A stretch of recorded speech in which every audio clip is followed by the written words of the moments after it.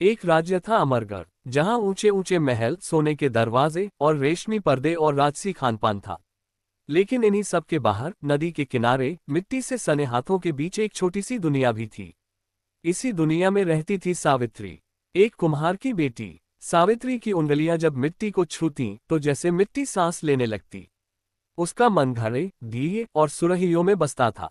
उसकी आंखों में सपने थे, लेकिन सपनों पर किसी राजकुमारी जैसी चमक नहीं, बल्कि मिट्टी जैसी सादगी थी। वह देखने में राजकुमारी जैसी खूबसूरत भी नहीं थी।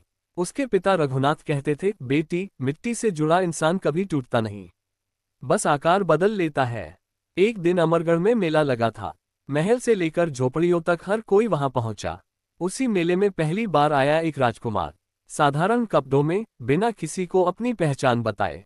वह राजकुमार था, लेकिन आंखों में घमंड नहीं, बल्कि खालीपन था। सोने के महल में रहते रहते वह इंसानों की असली खुशबू भूल चुका था। मेले में उसकी नजर एक जगह ठहर गई, मिट्टी से बने दिए बेचने वाली लड़की पर। उसके होठों पर हल्की मुस्कान और चेहरे पर आत्मविश्वास था। राजकुमार ने एक दिया उठाया और पूछा, अगर ये दिया टूट जाए तो क्या तुम्हें दुख होगा? सावित्री मुस्कुराए और बोली, दुख नहीं होगा, क्योंकि मिट्टी का नया दिया फिर से बन सकता है। लेकिन किसी इंसान के दिल को नहीं तोड़ना चाहिए, क्योंकि दिल टूटने के बाद वह संभल नहीं पाता है। राजकुमार चुप रह गया। यह जवाब उसने महल में कभी नहीं सुना था। उस लड़की की सादगी इसे पसंद आई। उसने दिया खरीदा और उसका गांव पूछकर आगे बढ़ गया। उस दिन के बाद राजकुमार बार बार उसी रास्ते से गुजरने लगा, कभी घड़ा खरीदने, कभी बस उससे बैठकर देखने। सावित्री को नहीं पता था कि सामने बैठा युवक राजकुमार है। एक दिन राजकुमार ने पूछा, अगर तुम्हें मौका मिले तो तुम क्या बनना चाहोगी? सावित्री ने मिट्टी को देखते हुए कहा, मैं वही बनना चाहती हूँ जो मैं हूँ, बस अपने काम को गर्व के साथ करना चाहती हूँ। राजकुमार के दिल में कुछ टूट सा गया, क्योंकि उसे हमेशा बताया गया था कि उसे कुछ और बनना है। एक दिन फिर मेला लगा और राजकुमार इस बार अपनी राजशाही पोशाक में मेला गया। मेले में खड़े सिपाही राजकुमार को देखकर अपना सर झुका लिए। सावित्री घबरा गई, और तभी उसने देखा वही युवक, वही दोस्त, सोने का मुकुट पहने राजकुमार बनकर खड़ा था। उसकी आंखों में आंसू आ गए। वह कांपते हुए बोली, तो आप राजकुमार हैं? राजकुमार ने सिर झुका लिया और बोला, हाँ, और शायद इसी वजह से अब मैं यहाँ पहले जैसा बनकर नहीं आ पाऊंगा।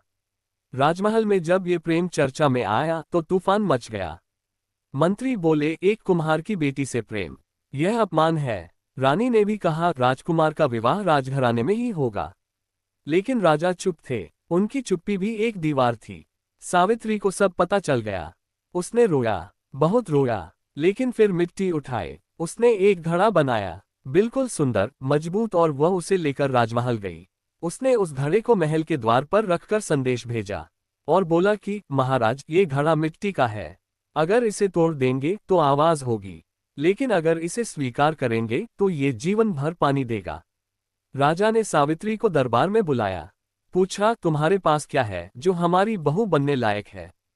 सावित्री ने जवाब दिया, मेरे पास मेहनत है, आत्मसम्मान है, और वह प्रेम है जो किसी पद से बड़ा है। राजकुमार ने एक दिया दिखाया, वही दिया जो पहले मेले में खरीदा गया था, और बोले, जिस मिट्टी में इतना उजाला हो उसे गंदा नहीं कहा जा सकता। राजा विवेक लिए मान गए। अमरगढ़ में पहली बार ऐसा विवाह हुआ जहां दहेज नहीं, सिर्फ मिट्टी के दिए बांटे गए। महल रोशनी से नहीं, सम्मान से जगमगा रहा था। राजकुमार ने सावित्री का हाथ थामा और कहा, तुमने मुझे सिखाया कि राजा बनने से पहले इंसान बनना जरूरी है। मिट्टी से जन्मा प्रेम ताज से नहीं डरता, क्योंकि जो प्रेम सच्चा हो वो हर वर्ग, हर दीवार तोड़ देता है।